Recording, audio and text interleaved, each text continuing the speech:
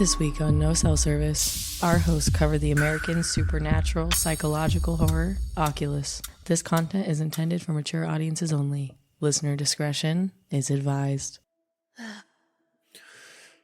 Deep breaths. It's been a minute. It has. We had last week off. We recorded some back-to-back.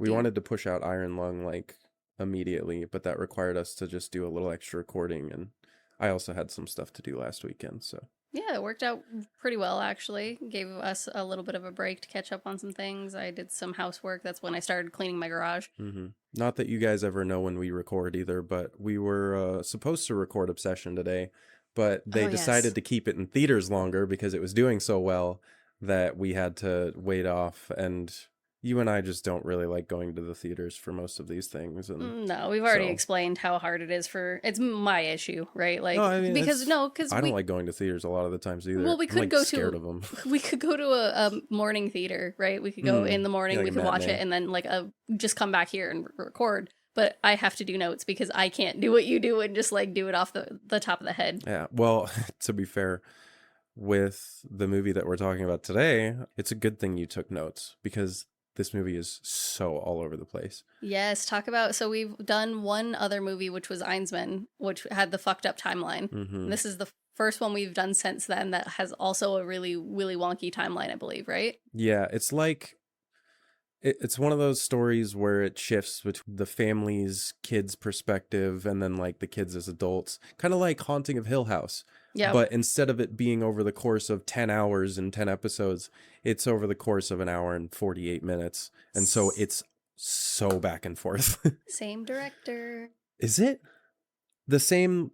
Mike Flanagan. Oh my god, that's so lit. So it's the same guy who did Haunting of Hill House, Midnight Mass, freaking Bly Manor. Yeah. This is the guy. That concept. Wow, I didn't know that. Yeah. That's so cool. Oh yeah, because I saw the name and I was like, why does that sound so familiar? Yeah. And I searched him up and I was like, oh, because you're the guy. You're the freaking guy. You're the dude that does these. Oh my god, yeah. This also crazy. Oculus's concept was originally a short film and it is on YouTube. Really? Yes.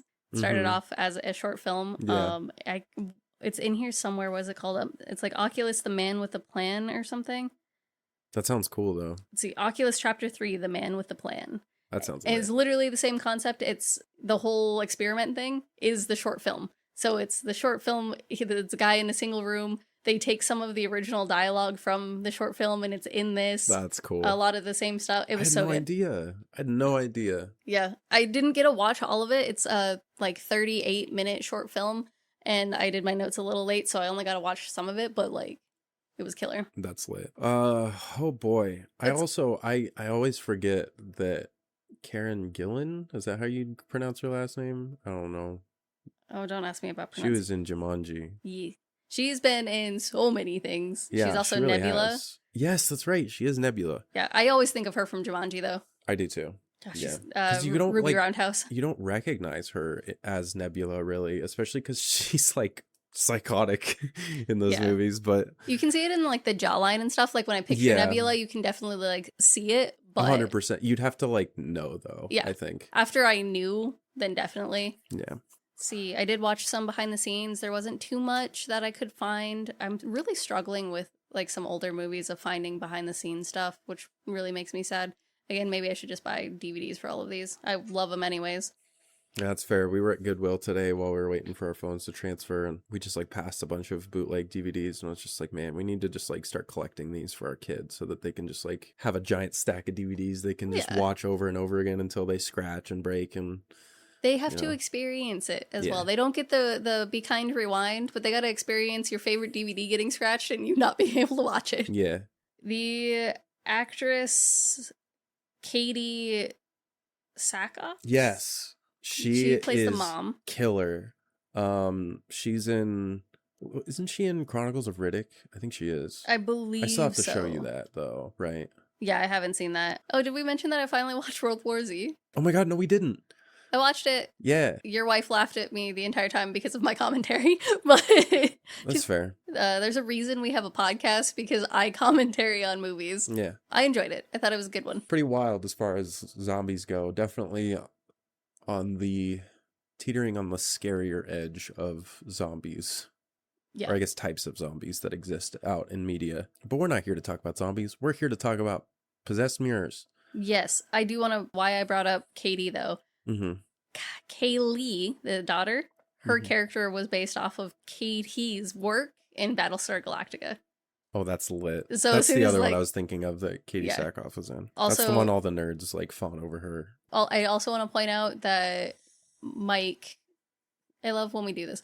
When Mike Flanagan, I always use their first names and like never their full name. When Mike was talking about this movie, he's like, Katee brought this character to life. He's like, she would go home at the end of shooting and she would be covered in bruises because she just like, she made the character. He was talking about how she made the monster because of how she was. And like, oh, dude, she had bruising and like the way she played the character. We'll talk about it. It's crazy. But just had to shout out her performance on this. Everyone, like cast wise, oh my God, the kids did great. Everyone, so fucking good. I've never seen the dad in anything else, I don't think, but he was really good too.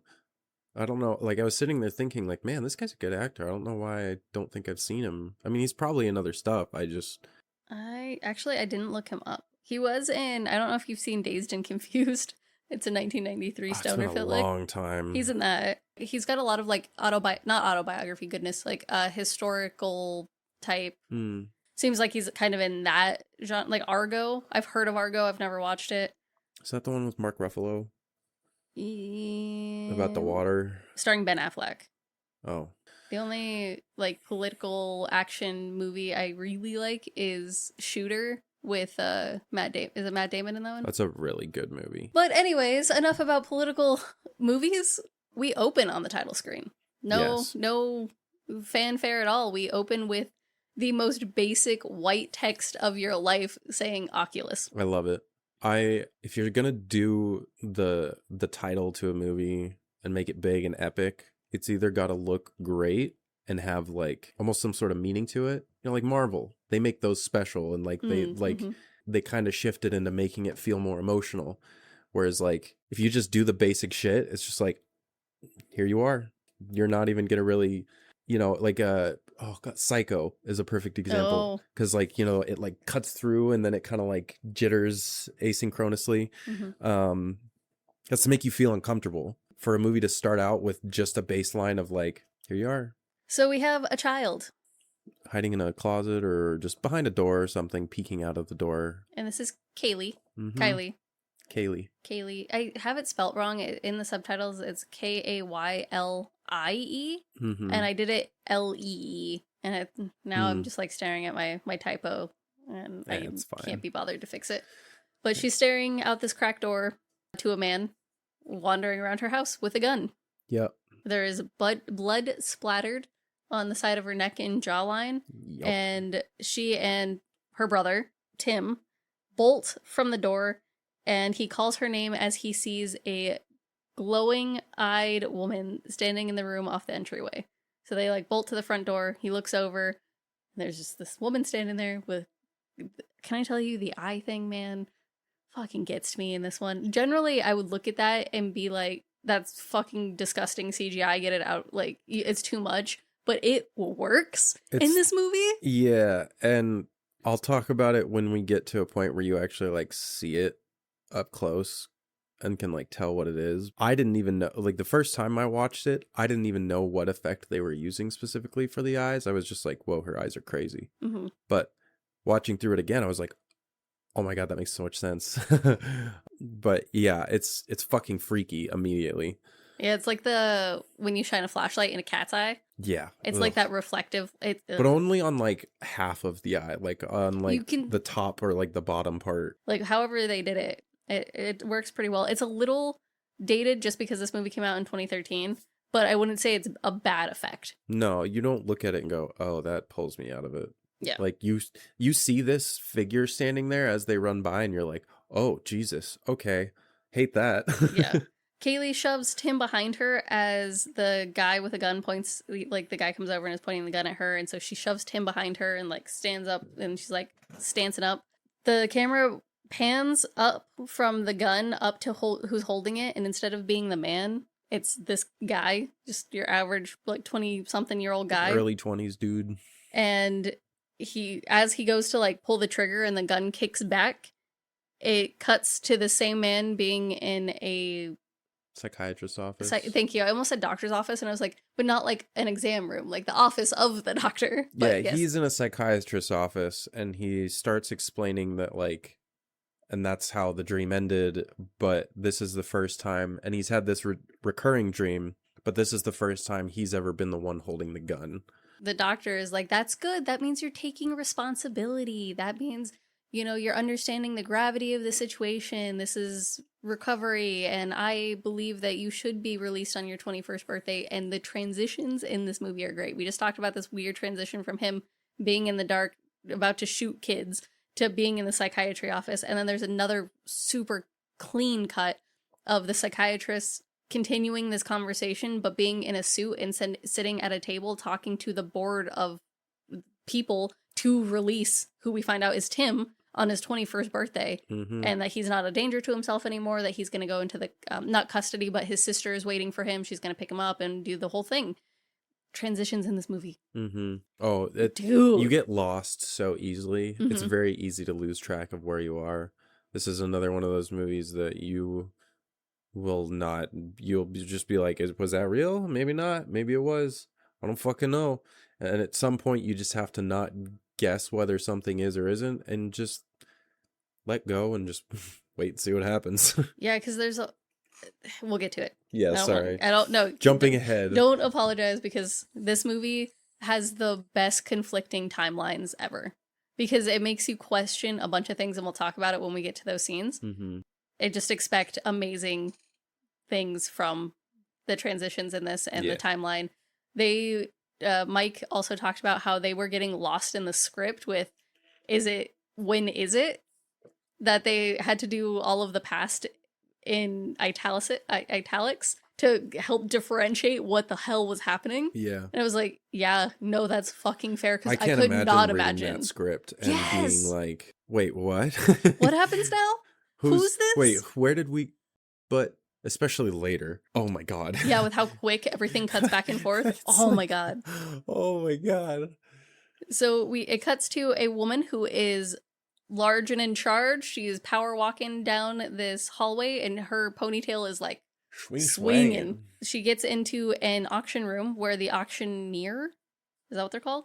Is auctioning off the lesser glass. I kept saying lesser glass, which I think is, I don't know. We had a timeline of this. It's a giant freaking mirror. An antique mirror with like a big wooden frame that was all carved out of one piece of wood. But it's like black and super intricate. It's got like one small crack in the bottom right. Like in the glass. Fracture. Yeah. Otherwise, it's in pristine condition. And she is staring down. She's death staring this mirror. She's staring at it like it killed her baby. Like, it is not great. And then... It cuts between this auction, this woman who is also a redhead, so you assume it's Kaylee because of the child who's also a redhead, and Tim getting discharged, talking to a psychiatrist about how, Kaylee didn't have the same resources. He had a mandated system to help him work through his trauma and process everything that happened, and Kaylee had to do it all by herself. Yeah. So though you want to be there for her, you also have to protect your own recovery. Yeah. So he's, getting this pep talk about how to take care of himself on the outer world and all those kinds of things. Tim gets released, and he's at the buzzer door, and the security guard has to, buzz it multiple times until he, has to look out and be like, Tim, son, just open the door. When you hear the buzz, open the door. And he does, and it's Kaylee, and she's waiting outside, waiting to park for him. We did see this scene of her kissing the other guy in the auction room, who's her fiance, Michael. But otherwise, we get this cute little reunion of kids who are now... Kaylee's 23, so Tim's... 21, yeah. I forgot they mentioned that. So imagine that reunion. And Kaylee takes Tim to lunch, and they're sitting down. She's talking about this, that, and the other, and saying, I went to go tell you... Oh, she passes him a check for the estate for their parents, and is talking about what she's been doing with all of their property and what's going on. and says, I would have told you all of this, but they stopped letting me in. Yeah, they didn't let, or like, they said you weren't allowed to take calls or something like that. They wouldn't allow visitors, and he says it's not that I wouldn't allow visitors, I just needed to work on some things myself. Yeah. So they were seeing each other at some point until Tim decided, I can't see you anymore, cut that off, and she was no longer allowed to visit him inside the hospital. Yeah. They have like a little bit of a heart-to-heart about that, and Kaylee's like, pretty much says she doesn't hold it over him, and it's in the past. We're moving forward, right? Yep. She then whispers, I found it. And he's like, what do you mean you found it? She explains how she tracked down the frickin' mirror. Yep. And what it took to do it, and that they only have a few days because it's about to go to its new owner, and she had to finagle some things. And he says, why? And she says, to keep our promise, remember? And kill it. You're like, okay. Crazy. Sure, whatever. We get this at the bottom too. It cuts to 11 years earlier of them moving into the new house. We get Mom ordering around all of the movers. We get the kids who are playing laser tag, which is the coolest thing. Lit. Ugh, would have loved to have that. Not that my brother would have played with me, but whatever. Just gonna drag my brother in every episode. I think I cut the last thing I said about him though in the last episode. That's so funny. Well, because you know he listens. Yeah, I know. So I gotta be careful of what I say because I know he listens. You're just gonna get a call one day and be like, "What the fuck?" It's not even calls. He'll just text me at random hours after he's done listening, or sometimes he'll like live text me as he's listening and give me his opinions. So I'm just gonna get a text from him being like, "Fuck you." It's like, prove me wrong. You wouldn't have done it. That's so funny. Dad is on the phone in his office saying jargon about projects and moving and whatever. The mirror gets put into his office and she shuts the door and is like, so we increased our furniture budget? What's going on there? And he's like, oh, I was expecting to smooth that over with a 3-piece vanity set. Is that not here yet? And you get this whole scene to set up how good of a couple they are. They have a healthy dynamic. They seem good for each other. There's nothing wrong. No, she's a little frustrated that he didn't say something about buying more furniture.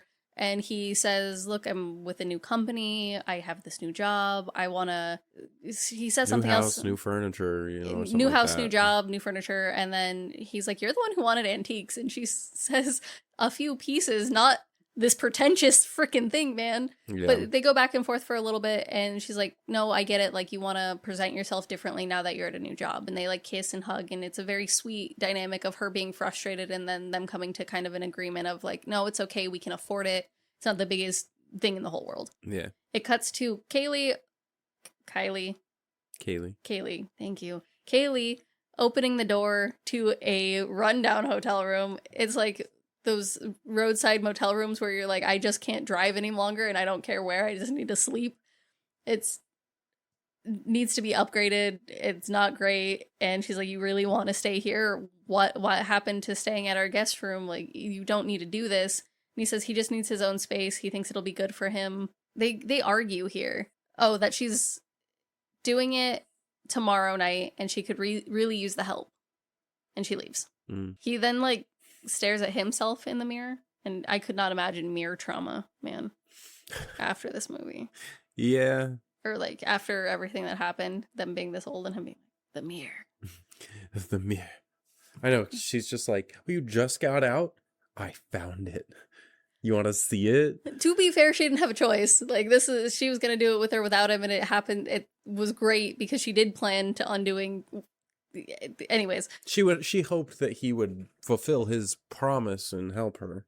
Yeah, I wonder if he didn't get released, if she was going to see if he could get like a one-night visitor's pass out. Or maybe she was just going to wait until he did get released eventually. She couldn't have. What do you mean? She gives the whole spiel about how it has to be now because it's going to a new owner. Like, she had to do all of this now because they won't have another opportunity to. That's right. I forgot about that.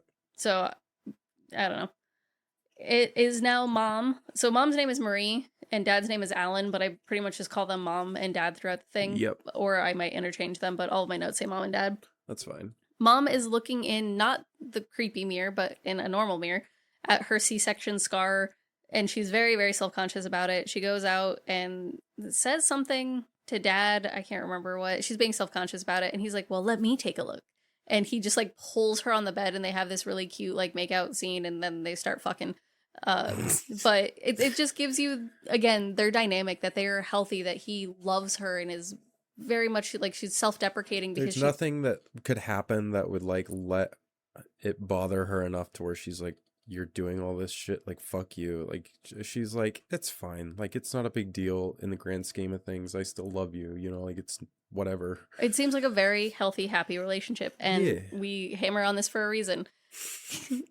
Later that night, he goes down to the fridge and it's empty because they just moved in, and finds a juice box that already has a straw in it and is like, well, this is my after sex snack, I guess.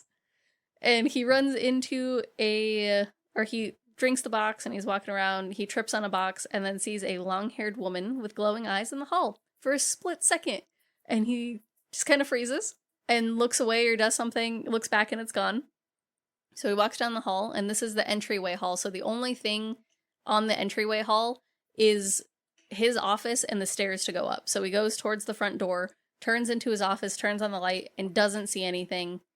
Just looks at himself in the mirror and realizes he squeezed the juice box all over his chest. Yeah, just a giant wet stain on his shirt. He turns the light off, and we get this long, lingering shot of the mirror before we're back in present time with Kaylee and Michael sleeping. It took me a second to realize it was them, with how this shot is kind of shot, like, up high, and I couldn't tell at first if it was mom and dad or if it was Kaylee and Michael. I did the same thing. But as soon as you get closer, you can see Michael's jawline. That's what gave it away. I was like, oh, that's not Alan. That's Michael. Oh, she wakes up because there's a dog barking. And so she goes and walks down the hall. She turns on this light, and she's in her dad's office. And the mirror's there to greet her. The top-down shot of her walking up to the mirror and then, like, getting the reflection of her feet meeting the mirror and then, like, meeting... Oh, dude, I cannot... The cinematography of this movie. Yeah. It's so like, good. So, one thing that when I first watched Haunting of Hill House, I praised that show over and over again because of that one scene that's, like, 12 minutes long, and it's one continual shot of all of them in the morgue or whatever, or the funeral home. Yep. And, like, it is one shot, and all of these, like, there's so many things that happen in that one single shot.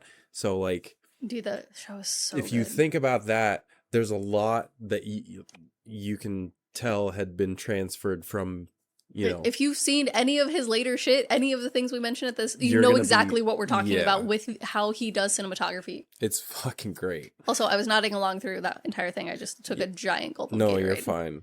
I just needed them to know I wasn't just staring at you blankly. Nah, dude. Sometimes I'll hit my pen or do something random while you're talking, or, you know. It picks up your pen sometimes. Oh, it does? Yeah. I'm so sorry. No, don't worry about it.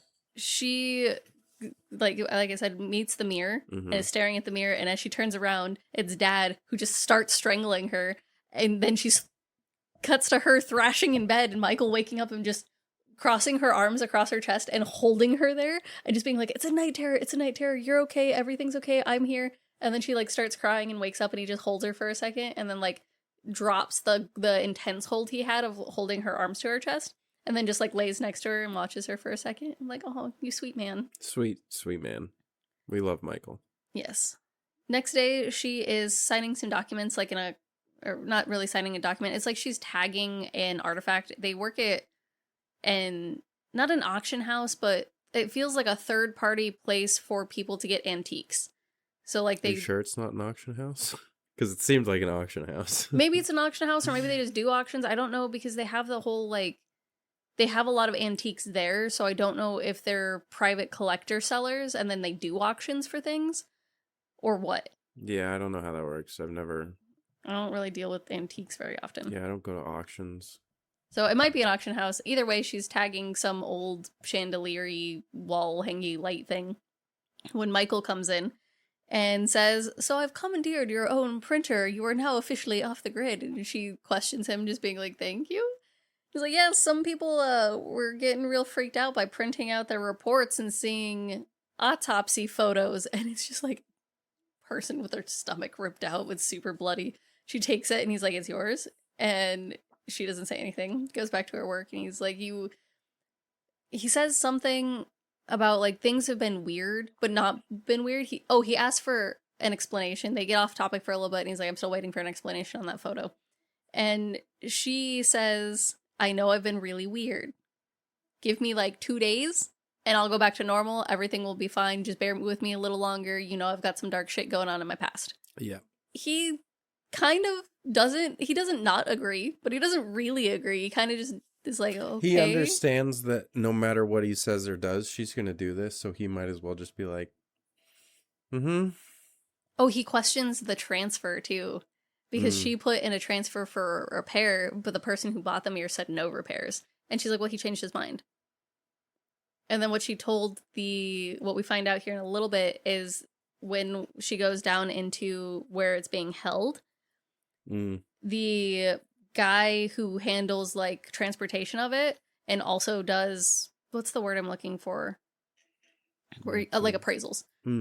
He's like, what? I don't get a lot of third-party things for appraisers. And she's like, yeah, I don't know, the guy's super weird about it. We know you would do a better job. And it's totally hamming him up. And he's like, yeah, you're right. Give me a second. And he goes away to finish some paperwork or grab some stuff. She goes up to the mirror, which is covered because, of course, things are covered with fucking sheets.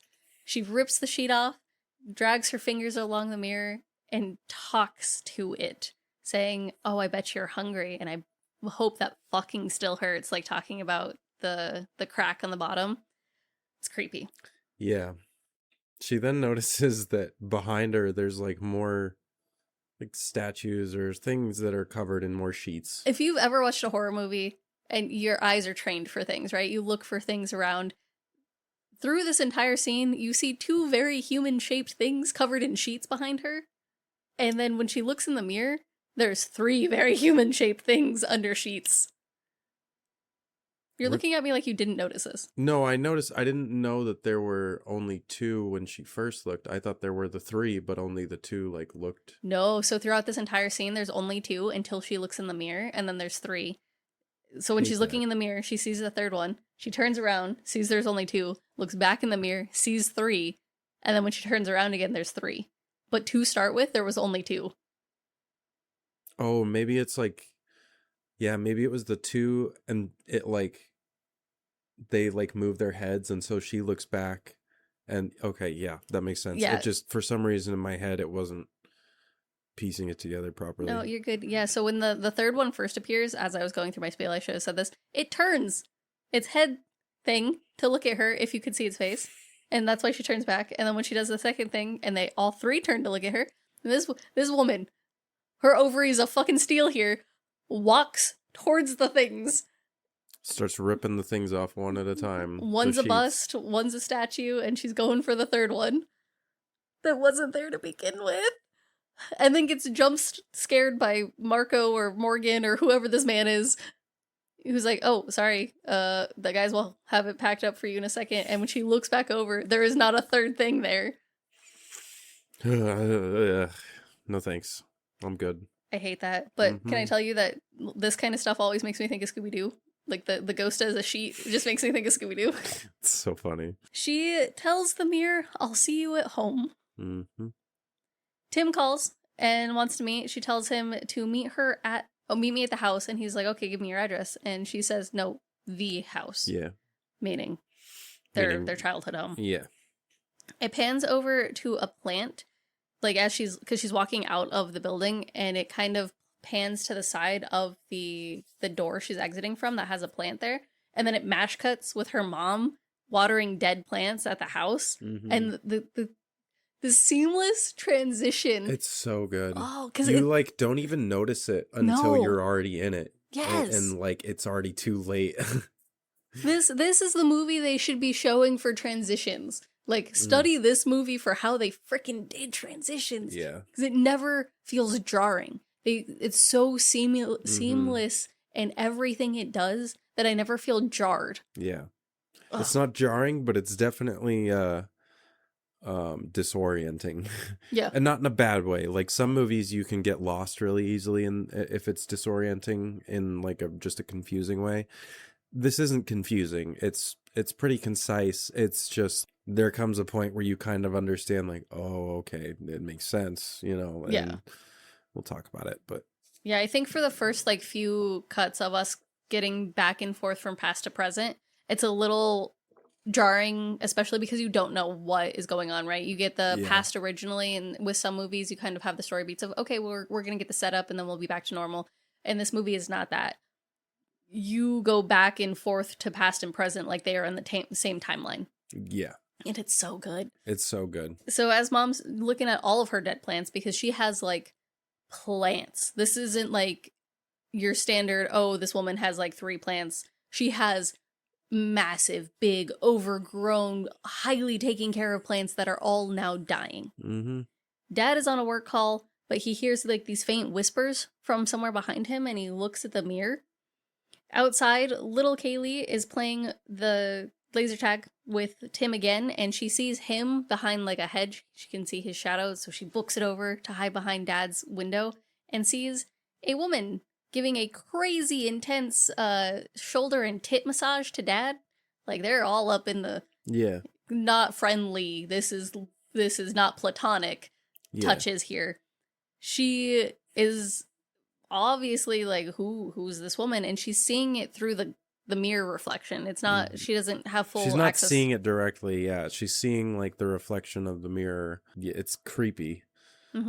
But is totally forgotten because Tim finds her. Yeah. And then they bolt away. Over dinner, they fight about Kaylee getting a phone.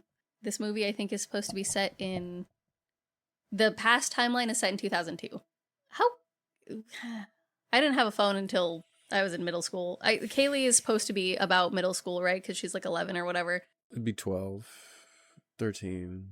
No, because she's 23 in future. Yeah, and this so is she'd be 11 years. 12. Yeah. Yeah. She's 12. I got a flip phone when I was in 6th grade, I think. So yeah, roughly like 6th grade, middle school. And we've talked about phone timelines in the early 2000s as it is. But she says everyone in her class has a cell phone. I'm like, were they really that common in 2002? I had maybe like 4 people out of my class of like 20 in like 6th grade, at least, when I got my phone. A few other people had phones, but it wasn't until like middle school. And even then, like, it wasn't like everyone had a phone in middle school. No, because I still had I had one of the digital cameras in middle school because that was how you freaking took pictures. I got my phone in, I was like the first of my friend group to get a phone my 8th grade year. And that was 2009. Mm-hmm. So, I don't know. Obviously, child being dramatic, just wanting a phone. Yeah. Wanting to be in the cool crowd. In the loop. Yeah. She looks at Mom and says, "Thanks for nothing, Marie." And Mom takes this in stride and she's like, "Oh, yeah, okay, I'm Marie. Sure. Now I definitely want to get you a phone. That's totally what you want to do right now." Meanwhile, Alan is munching on his fingernail like really bad, to the point he like chips a bit off and it's bleeding like pretty bad. Mm-hmm. And so he just like gets up, goes over and starts like putting a band-aid on. Kaylee asks, "Who's that woman in the office?" Yeah, I couldn't remember if there was a reason why she was like, is that why there was a woman in your office or something like that. It wasn't just her coming out, or maybe it was her just being like, why was there a woman in your office? Because then Marie turns around and goes, I don't know. Why was there a woman in your office? Or who was the woman in your office is what she asked. Yeah, he just comes out and says it like a child. Just, "Oh yeah, I remember this thing that happened earlier." There's no preamble. And he doesn't even say, he's like, I don't know. I have no idea what you're talking about. And Mom, he doesn't even like give an explanation. He's just like, I don't know. It's very weird because then he just like walks away.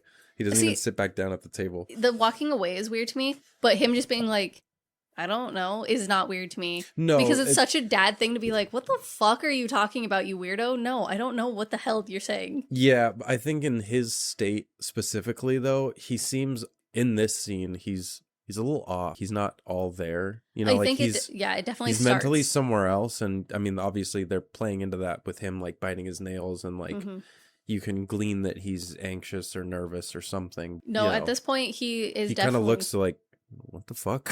He's definitely more reserved, I think, right now, where we were seeing him kind of being more loving and stuff towards Marie by this point, and we're not even that far into the movie. He's very much more reserved and just walks away from dinner instead of sitting back down, which, you know, not great to do to your wife if one of your kids is saying, hey, who the hell were you? Who was in your office? Yeah, you can't just walk away. You can't be like, I don't know, bye.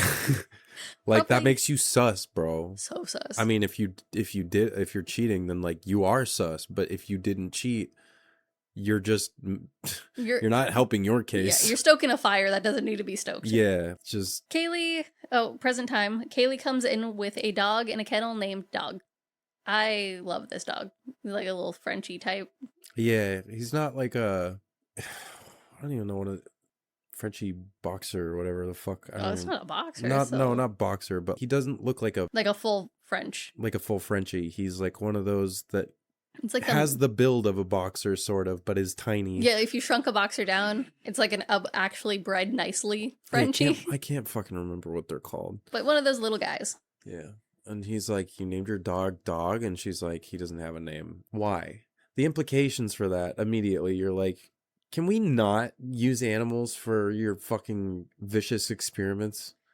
That's all I ask. No dogs. But you understand why. I do. I understand. We get a direct explanation It's also why. fine. Spoilers, the dog doesn't die, so like you don't have to stress. I'm just putting that out there because I know some people will be like, oh, if there's a dog involved, I don't fucking care. This dog doesn't die. No, the dog is fine. The other dog is not fine. The childhood dog, but you don't see anything. That is an open-ended, you're correct, we should mention the dog thing. What happens with Mason is not seen on camera and is left open-ended. You do not know what happens to Mason. Mason's just no longer around. Yeah. There's conflicting data on what happens to Mason. Yeah, it's very easy to almost feign ignorance because you genuinely, you just don't fucking know. This is Tim's first time back since everything happened. He's not coping well with it. No. And for Kaylee, she's lived in this house. When she was 18, she lived here after she got out of the foster care system. So she just tells him to go look around while she gets everything together. And he's goes upstairs and goes straight to their parents' room, which you don't context clues later. You understand that this is parents' room, but the way it works right now, you're kind of, I thought originally it was his bedroom, and then you understand that it is not his bedroom. Yeah. Kaylee comes in at this point and explains what happened. Like the house sat on the market while she was in the foster care system waiting to be sold. And when it didn't, it went straight into her name. She was 18 and the only person in the freshman campus who had a house to live in. Yeah. Tim was looking at what's it called on the wall? I called it a hook, but it's not a hook. That thing that the chain was attached to. It's like, on the wall. Yeah. It's like drilled into the wall, and it's just like a metal, it's not a hook, it's like a metal ring that you latch things onto. Yeah, like snap a leash onto or something like that to like for your dog. Yeah. There was one on the wall with a chain attached to it that was bloody, and Tim was knelt down looking at this when Kaylee came in talking, and when he looks back over at the wall, it's not there, but the impression of it being there is there. Yeah. Oh God.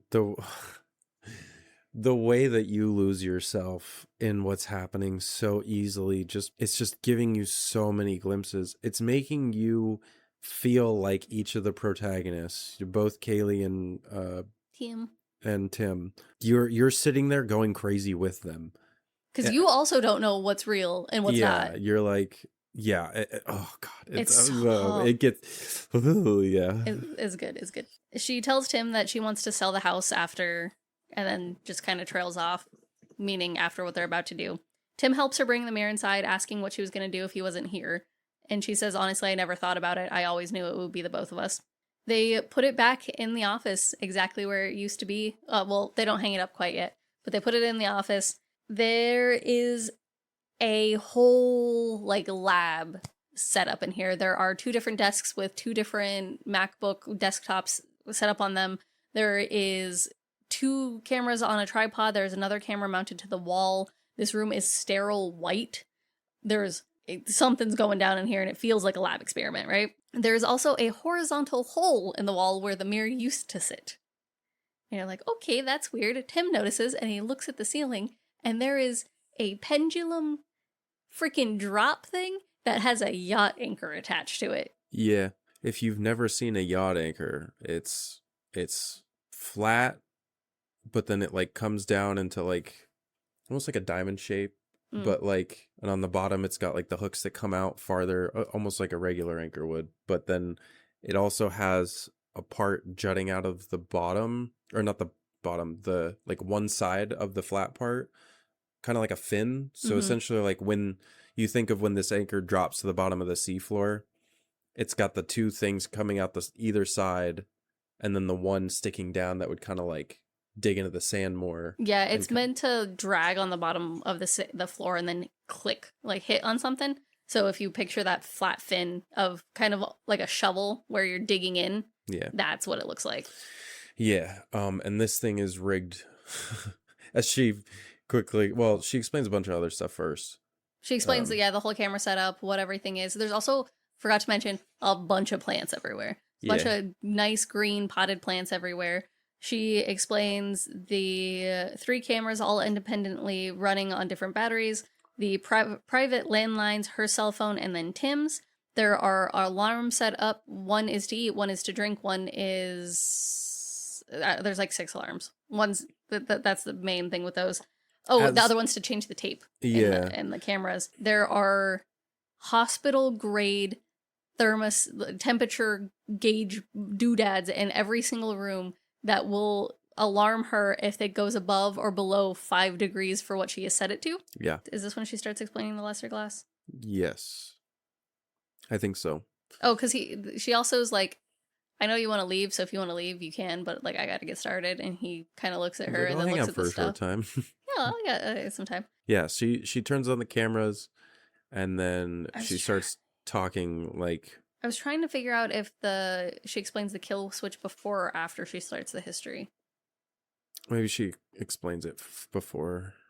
So we might as well just explain the kill switch. It's the anchor set up like on this jerry-rig like pulley system that's linked to a kitchen timer that will release automatically. They can, if they need to, they can just leave and like it'll go off and this anchor will swing down from the ceiling and slam into right where they're gonna hang the mirror.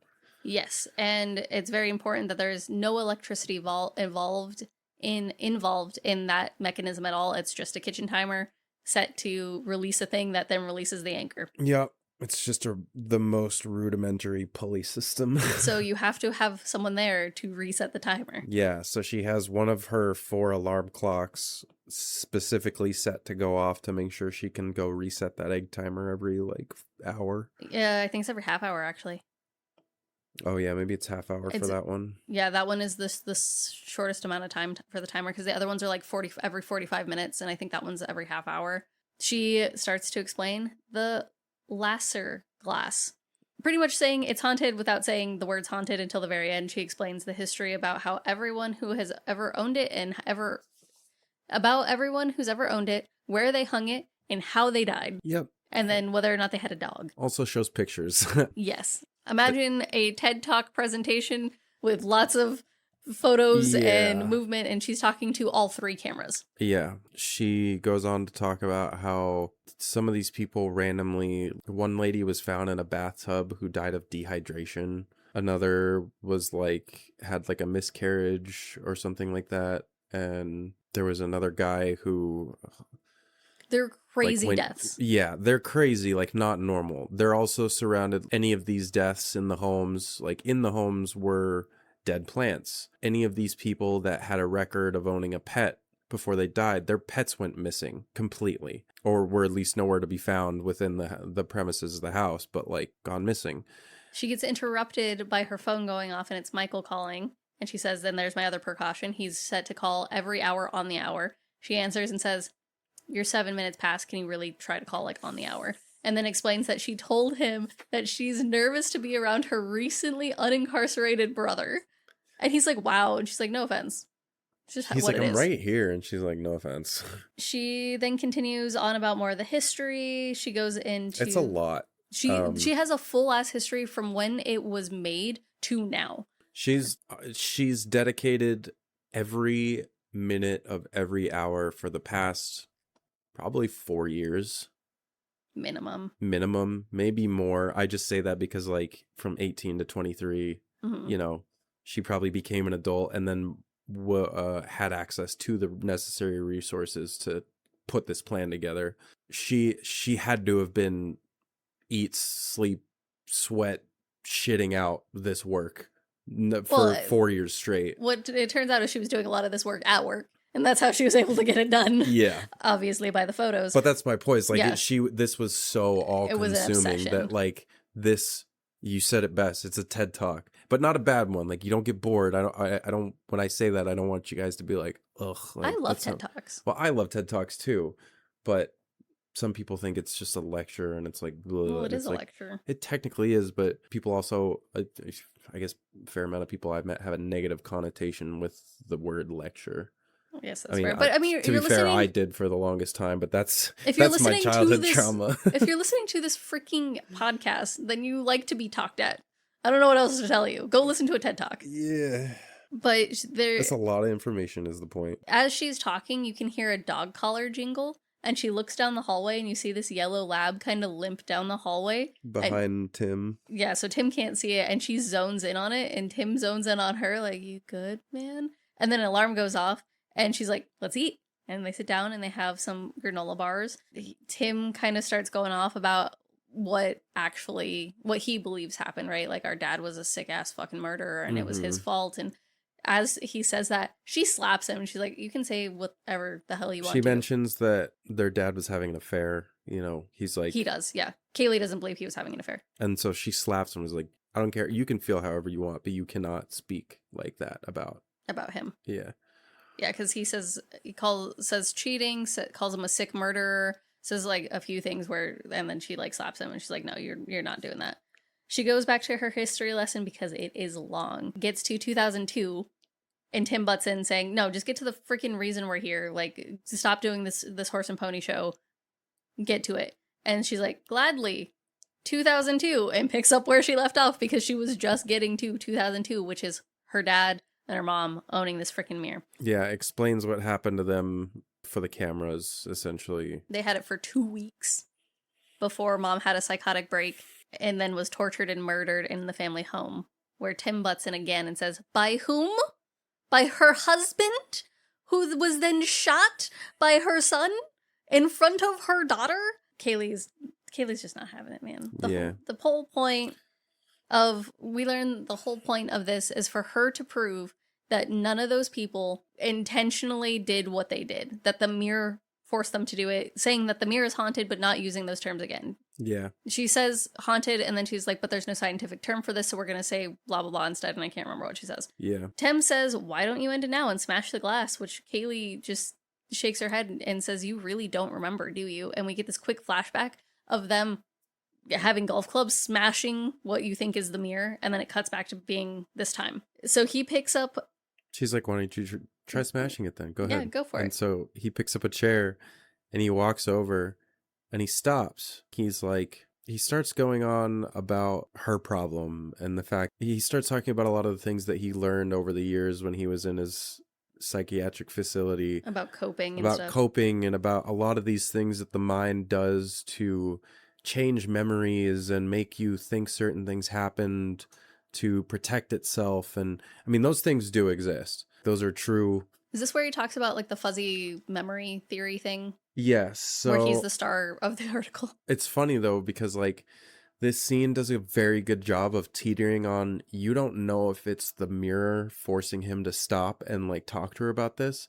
But like at one point, he's like talking to her about it and she's like, why'd you put the chair down? And it cuts to the chair and he's like not even touching it anymore. It's just like sitting there and he's like, you want to know why I didn't smash it? This isn't my delusion. It's not my delusion to smash. You're the only one that can break this and get out of it. Oh, the whole time you're just like, could he have, or did he, like, was it a part of the mirror situation? Ooh, it's so good because we'll never know. She then brings up the only person who has been documented to try and break the mirror was a professor, and I think this was in one of his classrooms or whatever. He runs at the mirror with like an axe or a cane, something, to go break it, stops, stares in it for a full minute, and then leaves the classroom and walks straight into traffic, killing himself.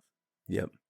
This is where she explains the anchor. Wild. She explains the anchor here because she has to move Tim out of the way as it comes slamming down into the wall, and calls it, we don't have to wait for it to do its tricks because we essentially have a loaded gun to its head. Which, having a mirror be an entity, like having a physical object be an entity, they did it so well too.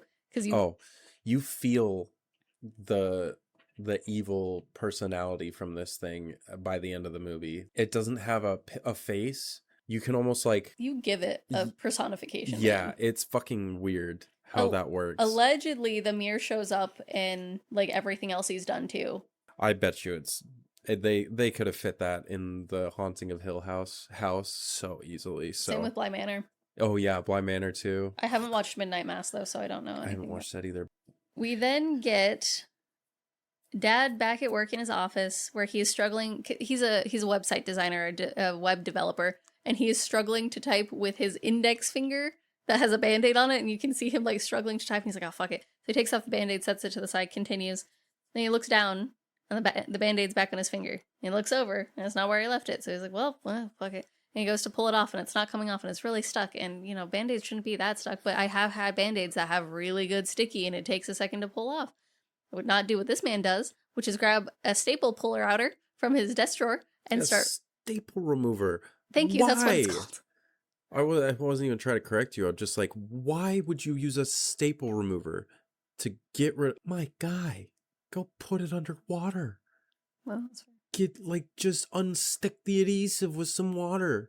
Or just like, you know, when fishermen, like, they either put their poles together and you gotta, like, take a little bit of the oil from your skin. And, you didn't know that was a thing? No. Oh, well, you just do that. There's lots of things. Take a little bit of oil from your nose, the bridge of your nose, and just, and it'll probably, help get rid of some of this. Anyways, it's such a non-thing. I'm just making it a thing. I'm sorry. Don't apologize. I just put it in the category of boys will be boys. I think of all the men stacking ladders weirdly to get places. What's it's the fastest solution to answer the problem. What's the closest thing I have is a stapler remover. Yeah, but oh God, Well, because what it turns out, he is digging into this Band-Aid and it is not coming off. And we're watching him and it's not working. He's like, God, what? And he's like making faces at it. It shows his hand because it cuts from his face to his hand a few times. And then it shows his finger and he's ripped off his entire freaking fingernail. And that is when it dawns on him that it wasn't the Band-Aid. And then you see the panic in his eyes and then you watch it drain as he just goes back to blankness. Just normally pulls out a Band-Aid, rewraps his finger and goes back to work. And watching the actor being able to portray that freaking panic and then just the come down. Oh, it was so good because it was all in the eyes for the scene. Yeah, 100%. I mean, it is like a close up. And so he really had to nail the delivery of that much emotion, and that change. Yeah. That's not easy to do. No. And again, the acting in this movie, fucking phenomenal. Yeah. He gets up out of his desk and there's a book on the floor. And obviously he didn't put his book on the floor. So he drags the kids he tells the kids to come over. He has them stand outside the office door and he confronts them about... It's like, I thought I told you two not to come into my office. And they're like, we don't go into your office. And Tim's literally like, yeah, your office scares me. I'm not going in there.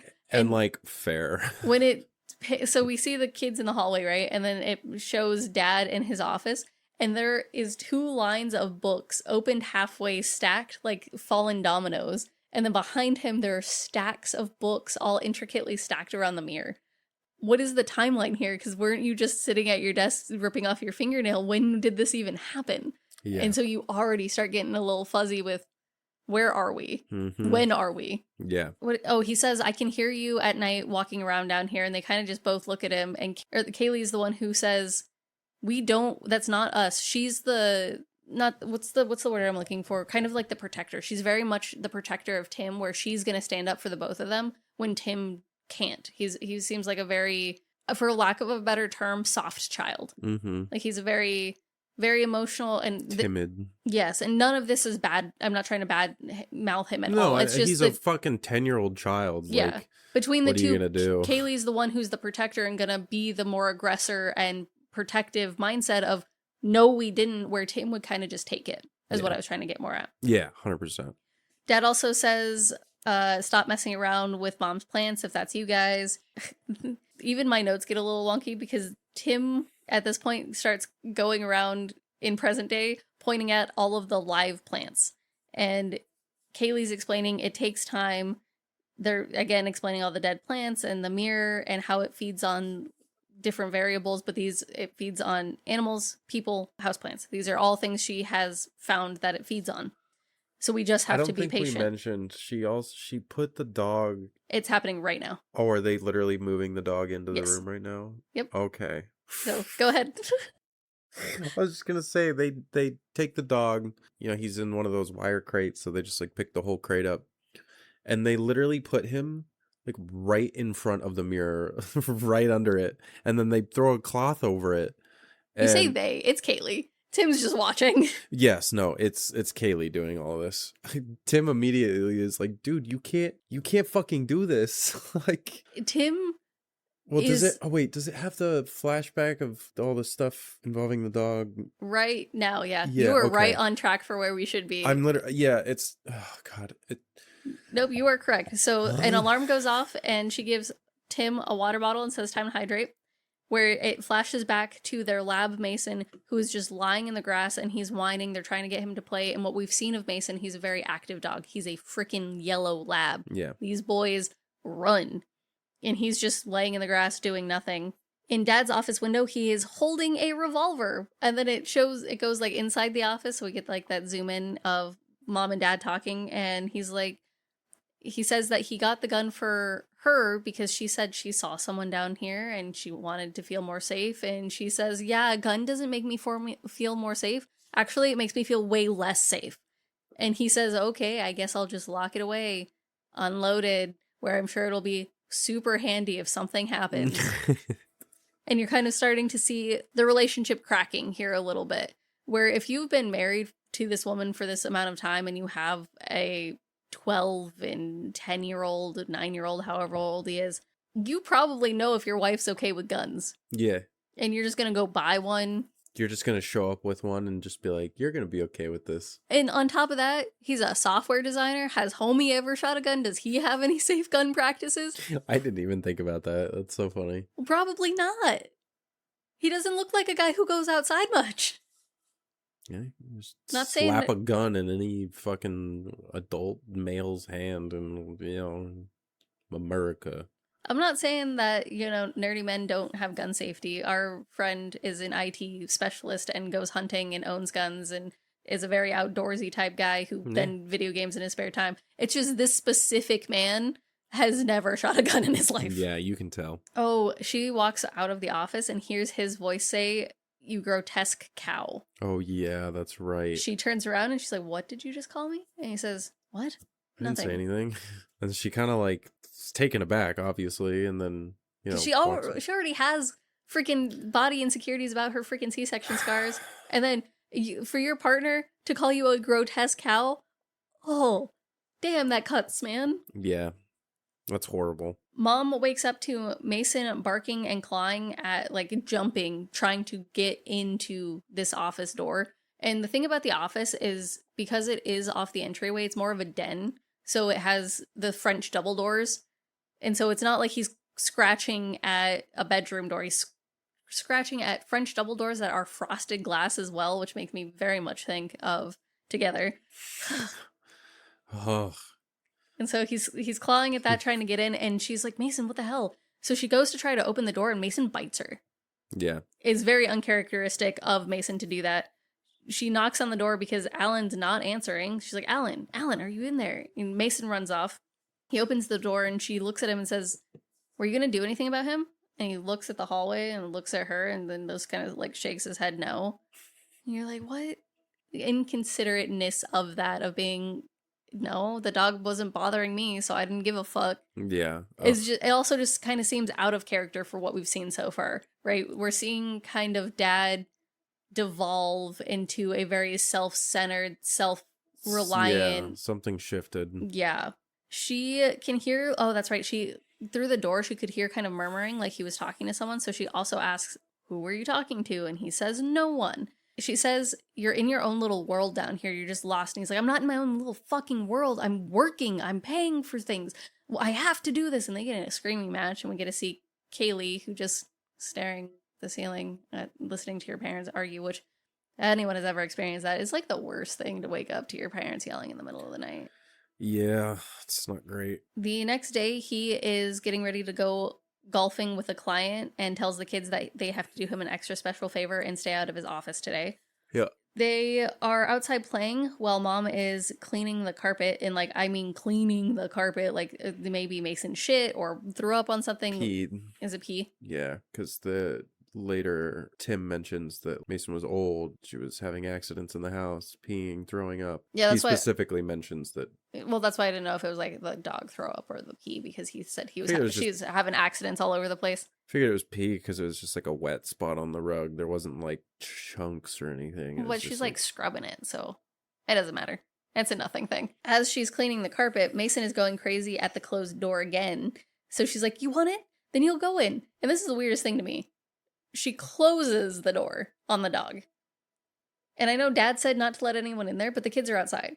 I feel like if your dog's freaking out out of room, and you just open the door, let the dog go in, dog will come out when they're done. Especially with their property, because like it's just their house, like, you know. Well, I was thinking more of the like sinister vibes where mom's like, keep your office door closed because I don't want the kids to see what you want or what you're doing.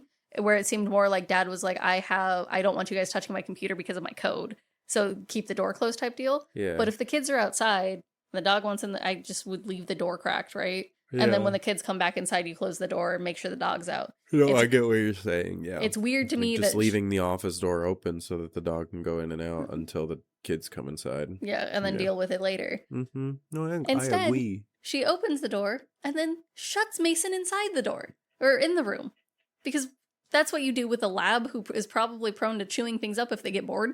Or having accidents. Obviously, having accidents and you're just going to lock him in a room? Sure. Crazy. She goes back to try to clean the carpet, and Mason instantly starts whining again. So she goes over to the office door, tries to open it, and it's locked. And she's like, well, fuck. So then it transitions to the kid sitting outside the office door. I think it's Tim asks why is he in there? Why don't you open the door? And they're like, Mom said he's grounded. Dad comes home at this point, and Mom runs around the corner saying, this damn fucking dog, I had to lock him in your goddamn office. And he's like, hello, would have been nice, thanks. Yeah. Goes to open the door, unlocks it, and Mason isn't in there. We cut to adults with Tim saying Kylie's remembering it wrong. Tim says it was parvo, that his therapist had him look it up and that it can kill plants, and it was also Mason, and how Mason had parvo and how he was having accidents all over the house and couldn't control it, and shows a cut of Mom and the kids waiting at home for Dad to call, who says, I don't think we're both making it home. And Kaylee looks at him, adult Kaylee looks at him and says, is that really how you remember it? I think this is also where she says, this is where they talk about fuzzy trace theory and how he says, you saw Mom lock Mason in the office multiple times, that you're just conflating him dying with him being locked in the office, and this is blah, blah, blah, and explains that whole thing we already talked about. Yeah. She then says she feels sorry for him and that he had to go crazy for him to be let out. He thinks she's crazy. Yeah. They get a flashback of Mom and Dad fighting again, fighting about him talking to someone in the office and him claiming he isn't. Mom and Dad are saying, Dad's like, you're losing your fucking mind. You have the burglars and the voices and the plans. And the kids walk down the stairs, and Dad, they're fighting in the office door too. So Dad's in the office and Mom's outside the office. Yeah. And Dad peeks his head around to see the kids walk down the stairs, and he just does the whole head shake thing. Why the fuck are you here now? Now I gotta deal with this. Mom takes them back up to bed. Kaylee asks if they're fighting about the woman in the office. Present day, they're fighting about who remembered what properly. Tim says he convinced himself he saw a lot of things. He asks when did Kaylee see the woman first, and was Mom home all the time? And she says, I can't remember what she says about the woman, but she says mom was always home. And he's like, was she? Because I'm not so sure. And then we get the same flashbacks different, but it's dad cheating on mom with a random woman in his office. And that's what Kaylee saw the first time she saw the woman in the office. He says something about mom not being home all the time and like being an absent mother pretty much, which is weird because everything we've seen up to this point, it seems like she's a stay-at-home mom. So like, why wouldn't she be home? They fight about dad being a cheater or not. She says he was seduced, but it's by what is the question. It wasn't a woman. It was the mirror. Oh yeah, this is where she's like, you had to go batshit in there to be let out. And then they fight over dog, who Tim succeeds in getting out of the kennel, out of everything, and letting into the backyard. And Kaylee is not happy about that. Yeah, they're standing by the back door now, and Tim is continuing to just be like, dude, this has to stop. I think eventually he's like, we can literally, like, you have the timer set up. We can literally just leave. We can go wherever the fuck you want. Just like, we don't have to do anything. We can just go. And she says, where would I even go? And he says, we can call your fiance, Michael. He'll want to help. You know, he will. Just let's get out of here. We don't need to do this anymore. All of the plants are still alive. Everything that you said was going to happen hasn't happened. She goes to get her phone to go call Mike. She's crying too, by the way. And she's crying. She's like breaking down thinking she's crazy now. But she turns the corner and she stops and she looks and she like gets all wide-eyed, and then she looks over at Tim and she's like, it's real. Like it. Oh my God, holy shit. I told you, like this relief that just washes over her at this. And he gets this washed up look on his face of like, what the fuck? Oh no. Because then he walks over and stands next to her and they're looking into the office. The mirror's still up on the wall, but the cameras on tripods are now facing each other, like literally like lenses to each other pretty much. Mm-hmm. And there's plants surrounding them, the cameras on the floor, and they're dead.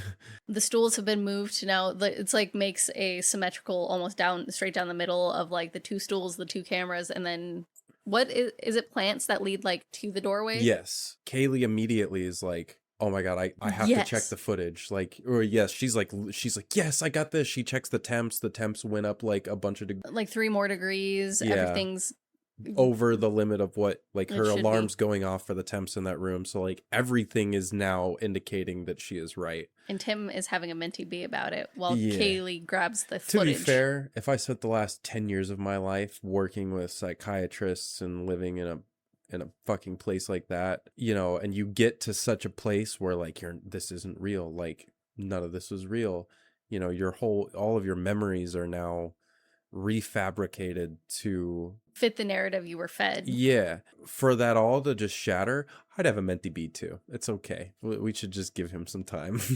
Yeah. But he doesn't have time, unfortunately, because this mirror does not give a fuck. Yeah, he's heavy breathing, panic attack style, and we get this footage. We get Kaylee watching the footage of them fighting, and instead of the fight we just witnessed, it's them putting all of this stuff there. Yeah, so it's the same conversation they were having earlier in the room, but instead they're having this conversation, moving the cameras and pointing them towards each other, and then placing the plants down on the floor, like doing all of this stuff. I think Kaylee looks at him and is like, I don't remember doing that. And you don't either. And you don't either. Yeah. He goes to try and call his psychiatrist, and she looks at him and says, no, go outside. You have to get out of the range of its radius. Go away. So he goes outside and he's calling, and it's every time goes straight to voicemail, straight to voicemail, straight to voicemail, and it's back to back to back to back. He goes back inside, and she gets a call from Michael, and she says 50-50 chance it was even him with everything happening. She checks the plants in the house and figures out the radius is about 30 feet because she has these plants set up in intervals to see how far the radius is going. Mm-hmm. Oh, yeah, no. And while she's doing that, Tim is panicking outside, but it turns out he was never outside. He went to the door and sat down. Yeah. And he never left. He gets flashbacks of them playing. They looked like Sega decks. Do you remember Sega Saturn? Yeah, like or like I know what you're talking. The Sega handhelds. No, fuck, what are they called? Let me check out my new phone and do a little cursory search. Yeah, Game Gear. Is that what it is? That's what it looks like. Oh yes, 100%. I think that is. If you don't know what that is, the Sega handheld is like it's like a Steam Deck with a smaller screen. It's like that big with a tiny ass little screen. Yeah. The reason I was thinking of a Neo Geo Pocket is because they look kind of similar like that. Like they're kind of like the proto Steam Deck. It was an old school handheld system, and they were bulky and gigantic. Yeah. And so they're both playing, and they had 2 of them. That's crazy to me. Yeah, did you notice that they had this cord connected between the 2 of them as if they were like playing a multiplayer game together? Oh, I didn't see that. I was like, that's so cool. Oh, yeah, dude, with the Game Boys, when you had to do the Connect cable to trade Pokemon. Yeah. So Tim gets a flashback of them playing games. That's where we got stuck at. Playing with the Sega handhelds or some kind of handheld system while mom, like, they hear this weird noise. And you're like, oh, what is that? And Kaylee goes to check it out, and it's mom vacuuming the office, and the vacuum is, like, stuck on something, and she's just stuck staring at the mirror, herself in the mirror. And then it goes to dinner, which the first few dinners we've seen were, like, elaborate, like, really good, like, multiple sides, like, well-rounded dinners. And this one is burnt toast, and they like have 6 bowls pieces. of soup. Yeah. I think. Did they have soup? I thought it was just toast. They had bowls of something. Like with spoons in them. I wonder if it was cereal. Toast and cereal. Yeah. Honestly, it probably was. And mom's drinking wine. Mom is drinking wine. Kaylee asks when dad's coming home or where is he? And she's like, I don't know where he is. I know where he says he is. Tim asks if he's ever, like, when he's coming home. And she's like, I don't know if he's coming home. And Tim's like, what do you mean? Do you not know? What do you mean you don't know if daddy's coming home? Like, what the fuck? I mean, it's a 10-year-old, so he's not going to say what the fuck, but like, what are you talking about? She ignores that, and she looks at Kaylee and says, tell me more about the woman in the office. And Kaylee... She also pours the rest of the wine bottle into her glass. Yes. Kaylee, being kind of reading the situation, is like, I haven't seen her. And Tim, not reading the situation, says, I have. And Kaylee mouths to him like, Shut up! Don't... He says that he's seen her, that he saw her last night, and that he thinks she lives in the office. Ugh. He says he saw her last night, but she wasn't in the office, she was on the stairs, and then she went back into the office. He thinks she lives there. Creepy as fuck. Mom sends them upstairs to go and play, and then she goes into the office to snoop. And as she's going through papers on the desk, she sees the name Marisol written on one with a little heart, and then she's digging through more, and then there's like an entire sheet of paper written with Marisol and hearts, and it's not even hearts, it's just her name and like scratched in almost. It's not great. It's not great either It's like way. something someone stalking someone would do. Yeah. And she of course loses her cool. She hits a bunch of shit off the desk and stands there for a minute, and then it cuts to her picking up the stuff off the ground and crying because...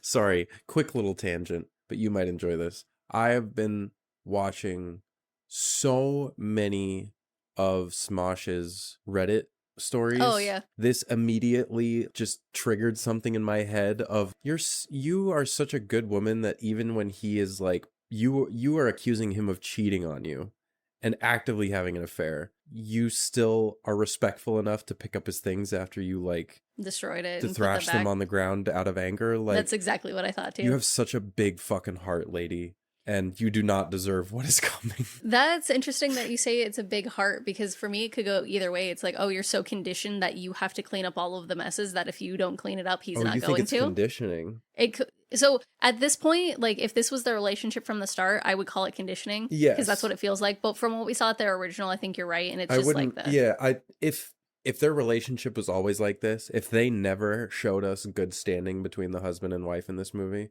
that would be the first thing I go to. Mm-hmm. But because they gave us that initial, like, healthy relationship dynamic, and they let us peek into, you know, how they kind of get past issues, and they make it very apparent that in the beginning, at least, it's, you know, they're just issues. Yeah. Like, it's fine. You know, I still love you and it's okay.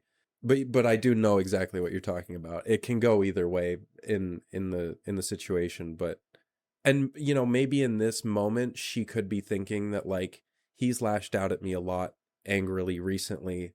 so maybe I just don't want to make it worse right now. Like, that could still fit in. Oh yeah, there are 1,000 different things that this could be. We'll never know, but it's, I don't know. There's either situation does exist. Yeah, you could definitely like interpret this a lot of ways. Mm-hmm. One of the things she knocked off the desk was a family portrait of all of them, and she picks it up and like all of the glass is broken, and she just cries more as she sets it down on the desk, because we've talked about this with other movies. The hardest part about paranormal movies is watching their lives crumble before the thing actually happens, because it affects every aspect of your life. And she's watching her marriage crumble, her kids, like her mental health, everything. Her life is just crumbling before her, and you don't know it's the paranormal thing. You just think everything's going to shit, and it's so sad. It is. It's very depressing.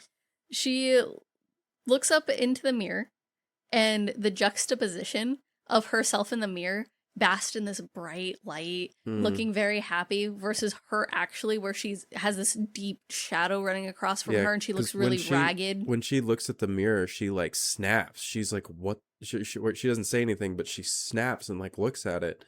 And then it cuts to the mirror, and in the mirror is her, but she's smiling. And like you said, the lighting isn't the same, and it's very warm lighting. It's very warm. And then it cuts back to her, and she's got this terrified, like, mouth open, I'm witnessing a horror right in front of me kind of face.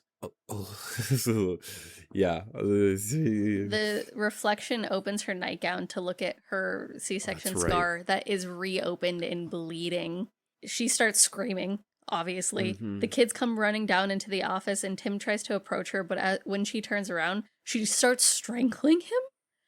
She trips on a lamp. Like, Kaylee's able to, like, help pull him away, and as they run away, she trips on the lamp because that's something she wasn't able to pick up off the ground, and they book it upstairs. Dad comes home. Oh, that's right. Okay, so they lock themselves into a bedroom, and he comes home, hears all of the banging because she was, like, banging on one of the doors, runs up to the stairs to see her just pounding on this fucking door. And he grabs her in a chokehold and fucking knocks her out cold. He does, but he's so cautious about it first. Yes. Like the softness from which he approaches her, and he's like, "Hey, baby, like, what are you doing?" He doesn't do this immediately. He stands there and he's like, "Honey."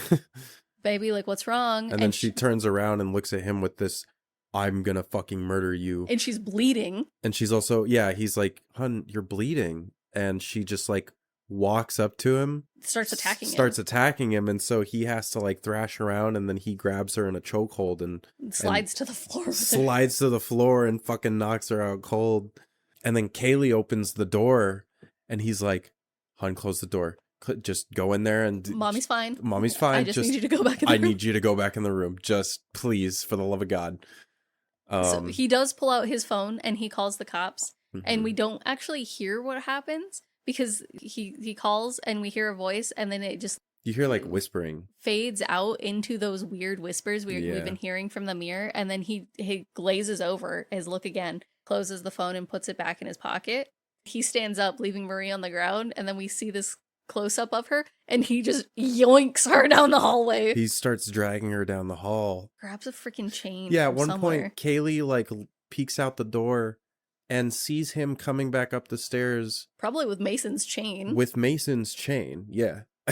His voice is so weird right here, too. Because I don't remember what she says or what he says in response to Kaylee, but it's not, like, you can tell that there's something very off.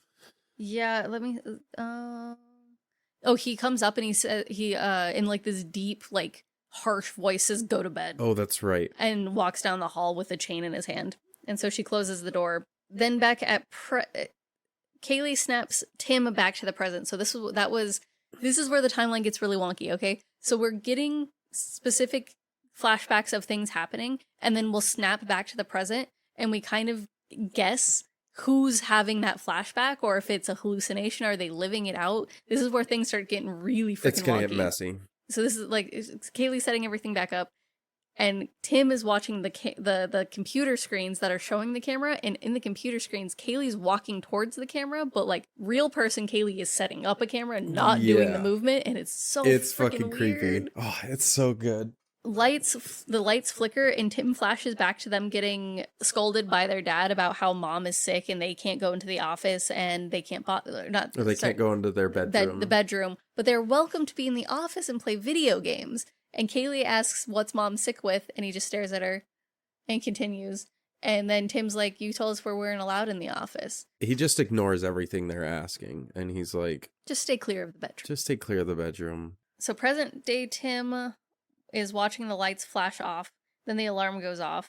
Kaylee hands him an apple and grabs some light bulbs so they can change out the lamps. Her turn for some flashbacks.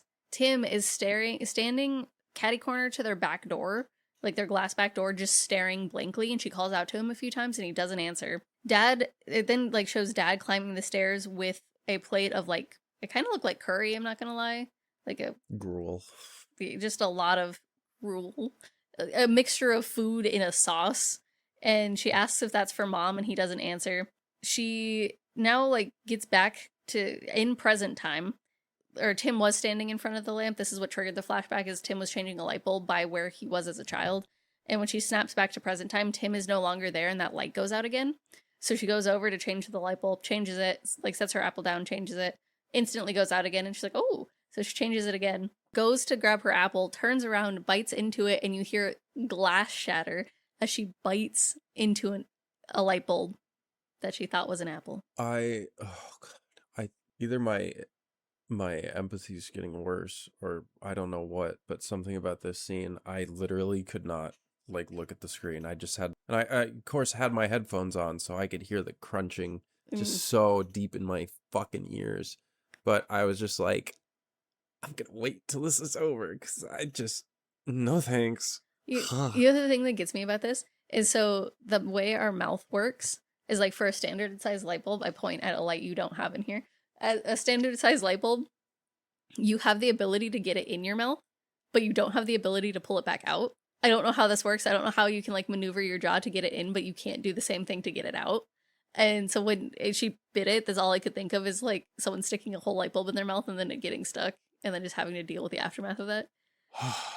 But she obviously is freaking out. She's bleeding from her mouth. You can hear it kind of crunching around in her teeth as she reaches into her mouth and pulls out this big ass shard that is covered in blood, and there's like blood dripping out of her mouth. Tim snaps her back into reality, and she's holding a chunk of apple in her hand with the apple in her hand, and it was an apple and it was a whole trick. Thank God. And Kaylee looks at him and says, I think we better stay together. Yeah. Which, like... They were. Yeah, that's the problem, is the mirror is literally splitting them up without them even recognizing, really. They're just, like, it just happens. They're split up while being in the same room, and so this is where, again, the timeline gets wonky, because of her flashbacks and those things, like... We don't know what's real and what's not at this point, so a lot of it is just... And that's the point, right? When you're watching the movie, you're not supposed to know. You're just supposed to be like, oh my God, what the fuck? Again, you're actively losing your minds alongside the protagonists. There's a point a little later with Tim that has me like questioning so many things. But the lights they were changing were in the original living room. And so Tim's still standing there as Kaylee goes back into the office. The scene changes to him being an adult, watching himself as a child, watching cartoons in their childhood living room. When the cartoons cut to static, and as it cuts to static, you can hear a bunch of banging upstairs, and you get another top-down shot of young Tim looking up, staring at all of this banging. Did you notice that when it cuts to static, for like the briefest second, it flashes a face? Yes. Of a woman, or that's what it looks like on the screen. I did see that, and I'm glad you brought that up because I totally forgot to write that down. It flashes something, and I don't know what it is. It's so quick. It's like... Do you think it's Kaylee? No, You can cut it. Okay, someone posted this on our horror, because go Reddit. In the horror movie Oculus, there's a scene where Tim is a boy watching cartoons and the TV flashes static. If you pause at the right time, you can see it. It's his sister in the white noise. It's his sister? It's Kaylee. Fuck. Oh, fuck yeah, it's Kaylee. Look at that. Oh, it is. Holy shit. It's her screaming at the camera. Good to know, because I thought it was who I said it was, but it's okay. Kaylee walks in and Tim looks at her and says, Kaylee, I'm hungry. And so they open the fridge and there is a bottle of beer and I think a bottle of water in it. Yep. She busts into Dad's office and she's like, hey, you need to go grocery shopping. He's like, what's that, princess? Oh, yeah, it's on my list. And she says the TV's out and he needs to fix it. And he says, what's that, sweetheart? Or what's that, princess? And he's just an NPC. Anytime anything she says, he has those lines. It's on my list. And what's that, princess? And this entire time, he doesn't even make eye contact with her. He's not even on his computer. He's got his head leaning on his hand and he's staring at the mirror. Yep. Again, Kaylee's ovaries of freaking steel. She goes halfway up the stairs and she's like, I'm going in there and I'm telling Mom we need food. And Tim's like, what? And she's like, And she goes for it. Opens the door into the not the office, into the primary bedroom, which is super disheveled. Mom isn't in bed. She sees there's like a broken plate on the ground. And so she like curves the corner of the bed. And Mom is chained up to the freaking wall looking feral as all could be. Teeth fucked up. Literally chained around the neck and chained to the wall. It's terrifying. And she's like pulling like a dog. Like she's pulling on her chain trying to break she looks free. Feral. And this is, again, this poor woman that she had, could you imagine going home from a day at work and you just got like neck bruises, like a collar being pulled on? No, I can't imagine. Just like, imagine going to the grocery store the next day and everyone just being like, oh no. Do I need to call someone? Dad yells at them and they both get grounded for going to check on Mom or going into the bedroom. And they are grounded from leaving the house, which they haven't even done. Like, as far as we've seen, the kids play on the property, but I guess what he's saying is they're not even allowed to go outside. Yeah. They use the yellow pages to call a doctor, and Kaylee is like, yep, understood. Okay. Tim asks what they said, what was said, and Kaylee says they said to have our dad called back in the same voice like the last several times. So they've been getting the same voice saying, just have your dad call us back over and over again. So Kaylee leaves the house and comes back with a neighbor. And can I fucking tell you how much this guy pisses me off? So comes back with a neighbor, older gentleman. Dad, Kaylee goes back upstairs. Dad's talking to him and he's like, look, like her mom's just really sick and she's acting out. And I'm so sorry she dragged you all the way over here. And this guy's like, oh, dude, I'm so sorry to hear that. Like, I hope everything's all right. Yeah. And yes, I get minding your own business, but if a kid comes to you and is like, there's something funky going on in my goddamn house, you're just gonna take the man who she's saying is doing crazy shit. It's word for it? Yeah, I guess it kind of depends on what Kaylee told him, right? Because we don't know what Kaylee told the neighbor. No, I don't even care. I don't fucking care. If a kid comes to you and is telling you anything fucking weird is happening, they are coming to a stranger to tell you something is going on in their house. No, that's true. That's fair. You deal with it. If they're coming to a stranger, it just sounded like their dad like knew him or something. So I don't know. It doesn't matter though. Yeah, I mean, I have a semi relationship with some of my neighbors where I know their names, but like, I don't fucking care what a kid tells you. If they're coming to you and telling you that something is wrong in their household, you're gonna take, like, you're not even gonna ask to, like, if there's anything, like, any sane person would just call the cops and just be like, can you just do a wellness check? It got me so heated. Oh yeah, no, I like, get it. I get what you were saying. I didn't mean to cut you off. Like, if no, Kaylee you're was fine. Just saying, like, there's some weird shit happen, like, depending on what she said, could, like, if my neighbor's kid came over and I could totally see a kid coming over and being like, my parents don't do, like, my parents are, but like, if I knew them and they were actually good people, like, this guy knew Alan, Jesus Christ. This guy knew Alan way before he, like, turned to shit, you know what I mean? This isn't something Alan would necessarily do, so I think may not be out of the realm for his neighbor necessarily, just because they might have known them for long enough, and they just moved in this house 2 weeks ago. Then I don't fucking know how they. Yeah, I do understand what you're saying. I'm not saying what he did was right, and I do think you should always, like, listen to kids, but also a parent will punish a kid, but that kid will take it so far and go tell someone else and try and, like, be like, oh, my parents did this. But he hasn't harmed them, right? So it's not like Kaylee's going over there saying my dad hit me. She's going over there saying we don't have food. No, and that's, yeah. Or my mom's chained upstairs are probably two of the things that she told this man. And for this man to be like... I doubt she told him that her mom was chained upstairs, because otherwise he would have definitely said more than just... You think hey, so? Is your wife okay? Yes. I don't. don't. Dude, I don't care who it is. If a man just like, if my neighbor came up, or like if my neighbor's daughter came up and was like, my mom is chained in my dad, like in my parents' bedroom. You either have to be the dumbest fucking person in the world to not believe that. But that's what I'm saying. I don't think she told him that because he would have probably otherwise been like, fuck. Nope. And do you know why I think she did say that is because they are talking about Marie when we get the scene. He's talking about Marie not feeling well. Yes. Or like being sick. What he says is Marie is sick and she's just in bed and the kids don't like that I don't allow them into the room right now. And the guy comes back with, oh, that must really suck. Like, I if there's anything I can do to help.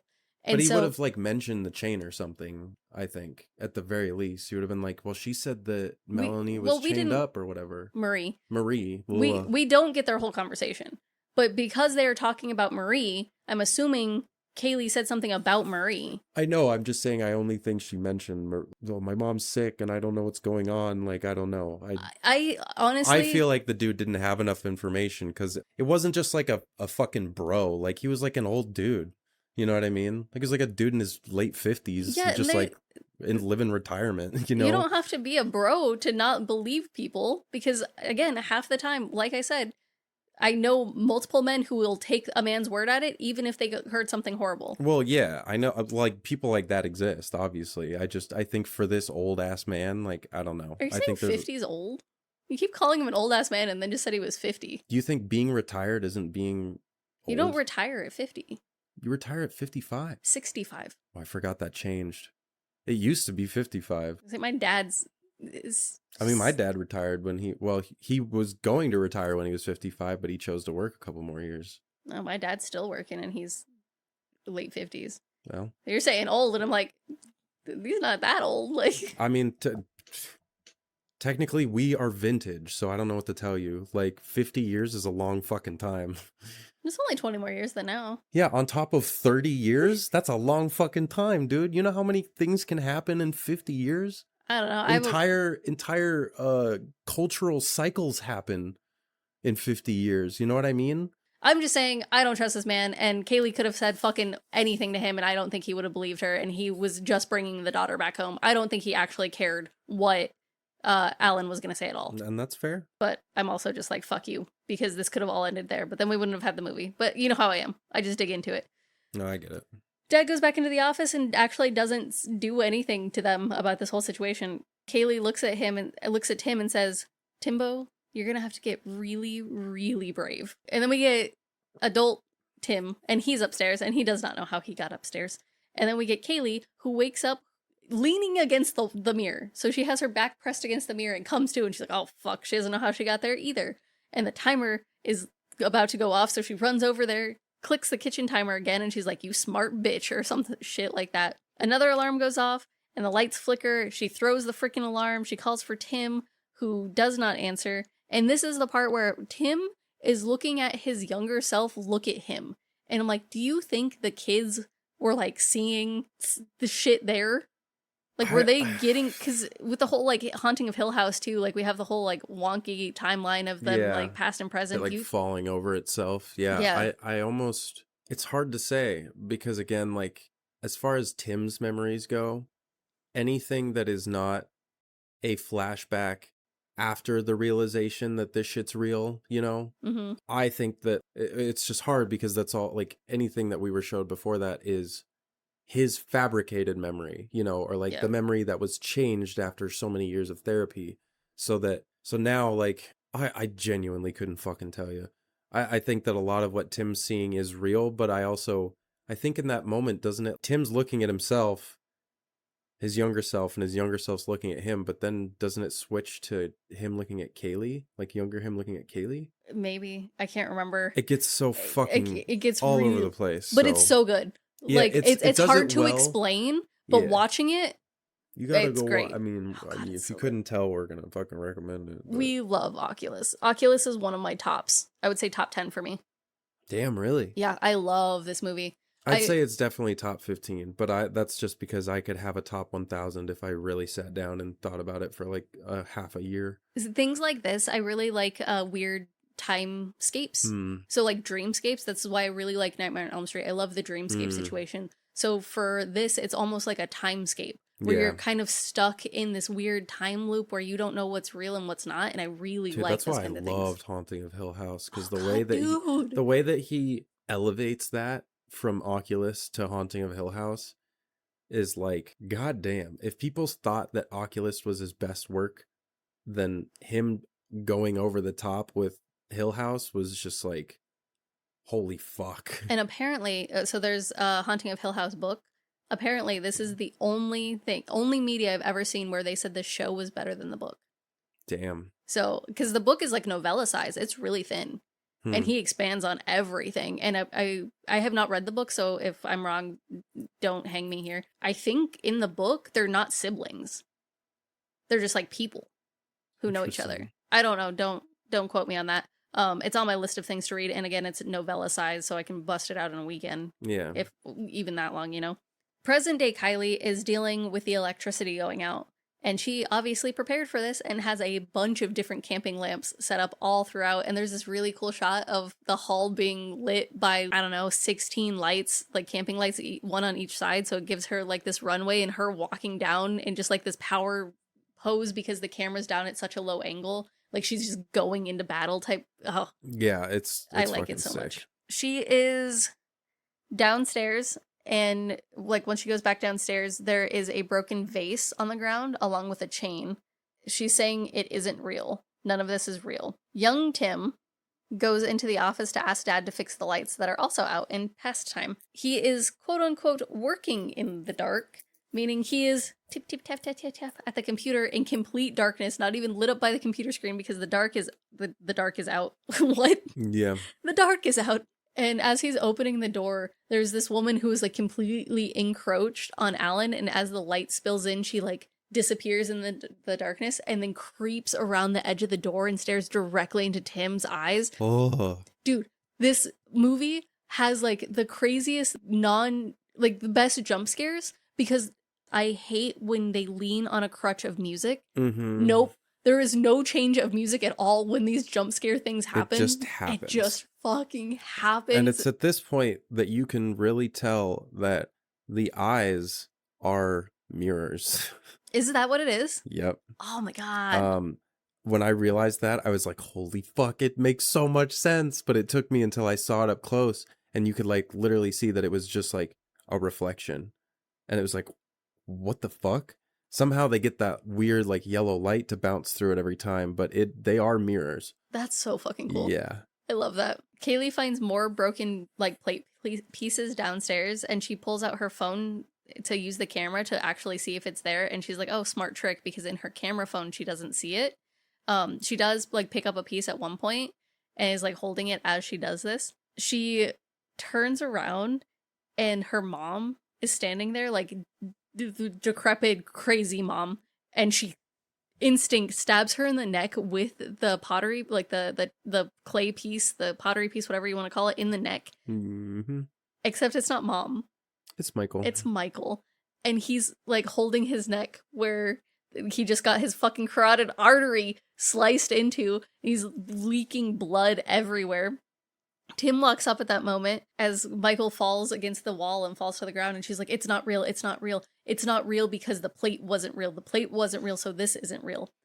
And Michael calls on the phone, and she shows Tim that it's Michael calling, and she answers, and he's like, hey, just calling to check in. And she's like, I'm fine, while staring at his dead body. Mm-hmm. And he's like, okay, nice talking to you too. See you in an hour. And she hangs up, and then she holds up her camera phone to Michael's body, and it stays. And she actually did fucking murder Michael. Mm-hmm. Rough shit. And the plate wasn't real, but I can't remember if it was Tim or Kaylee who smashed a potted plant earlier. And it was her. She kicked it as she was like gearing up, as she was like turning all badass, like turning all the lights on and like gearing up to do all that. She kicked the plant. And so it's the pot from the plant that she killed Michael with. Tim drags her outside so they can call the cops. She falls to the grass having her minty bee, which, you just killed your fiance. Good for you. Mm-hmm. Tim successfully calls the cops. They're going to be here soon. She kind of snaps back into it and she's like, oh my God, Michael. And she tries to run back inside, screaming for Michael. Tim explains, we don't have to do anything. All we have to do is sit here and wait. Your kill switch is activated. We don't have to do anything except wait for the cops to show up like half an hour. We can wait outside. We don't need to go back in. Then they see all of the lights kick back on, and they watch themselves as adults in the office open all of the curtains and then stand in front of the mirror. And they're trying to figure out if that's real or if them standing out there is real, and if it's trying to get them to go back inside. What a fucking mental game. Yes. They're standing in front, they're looking at themselves standing in front of the mirror. And so at this point, they're literally arguing about like whether they should go back in or not. Kaylee asks, did you actually call the cops? And he says yes. And so they both look dubious about that. So he picks up his phone again, calls the police station. They say like 911, what's the emergency? And he says, hey, I just called, gives the address. And the voice comes back, and it's that man's voice saying, you'll have to have your father call back. You'll have to have your father call back. And it's slowly distorting until Kaylee grabs the phone and smashes that shit on the ground. He turns to her, he turns her words onto her by saying, Kaylee, you're going to have to get really, really brave right now. And this is where they switch roles. Kaylee is now fucking broken. She just killed her fiance. Yeah. Where Tim has to step up and be that protector figure and that more aggressive figure to her, who's kind of just like soft and broken now. Mm-hmm. We see Dad like sleeping, standing against the mirror, reminiscent of exactly how Kaylee was earlier, just like with his back against it, eyes closed. And he goes to his desk, pulls out his revolver, and then just like meticulously, slowly loads this gun. Kaylee is outside watching it happen. She runs upstairs to Tim and says, or was it Tim? Tim watched him load the revolver because Tim runs back upstairs and says he looked at the mirror and then grabbed the gun. And Kaylee's like, all right, we're going to have to smash the mirror. That's the plan. Them as adults then go inside and see the lady from the office, but she has their dad's voice. So she's walking from the mirror, this weird lady from the office, the glowing eyes, talking to them with their dad's voice. Yeah. Kaylee, goodness, is whispering, this isn't real, it's not real, it's not real, while holding Tim's hand, and she looks over and it's no longer adult Tim, it's kid Tim, who rips himself out of her grasp, staring at her like she's one of them, one of the ghost things that he's looking at, and then runs upstairs. The lady from the office like doesn't leave, she kind of just stares them down until they run away. Upstairs in the primary room, Mom breaks a plate and then starts crunching on it, and just like her tongue starts getting cut and like their teeth falling out and just lots of blood. Dad walks into their room, the primary room, stares at Marie, crouches down in front of her and just out of reach, so she like jerks on the chain and he's just out of reach from her, and he puts the revolver under her chin like he's gonna shoot her, and then he releases her collar and she stands up, and then it's the kids. This is oh my god, the flipping back and forth. She stands up, and then it's the adult kids who have now locked themselves in the bathroom, and Tim saying that they made the right call because obviously the mirror is trying to keep them away from downstairs. They had to come back inside. Like this is what they needed to do. But Kaylee is on the ground saying, I'm not going out there till he's gone. You need to make sure he's gone. He has to be gone. Like, she is now done. Mm-hmm. Like, she's broken. She says again, you have to make sure he was gone. And Tim says he was never there to begin with. Look, I'm going to open the door and he's not going to be there. And so he opens the door and it's not Dad, it's Mom standing there. And he shuts the door real fast. Kaylee gets off. They're holding the door, and then it cuts to them as kids doing the same exact thing, holding the door shut while Mom is pounding on it. There's so much happening. Kaylee's like, all right, here's the plan. If she's still there, you get past her, run downstairs. Only think about the stairs. Just get downstairs and get to the mirror. Yeah. And he's like, what are you going to do? And she's like, I'm going to handle it. Go downstairs. Yeah.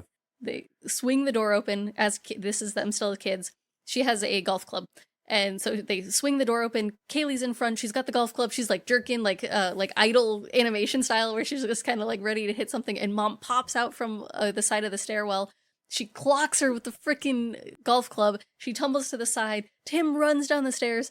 Kaylee runs into the master room, bolts over the freaking bed, slams the window open, flings herself out the second-story window. Yeah. Just chucks herself. Jumps out the window. Probably breaking at least something in that process. Oh yeah, she heard fracturing something. Sure. What happens next?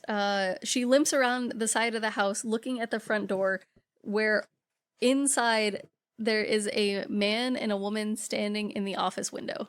Adult Tim is now in the kitchen, who he was hiding behind the breakfast bar as an adult, staring at Dad, and he's like, "You're not real. None of this is real." And Dad raises the gun at him, and then young Kaylee outside sees the muzzle flash of a gunshot. She muscles the fuck up, goes back inside, and now it's adult Kaylee.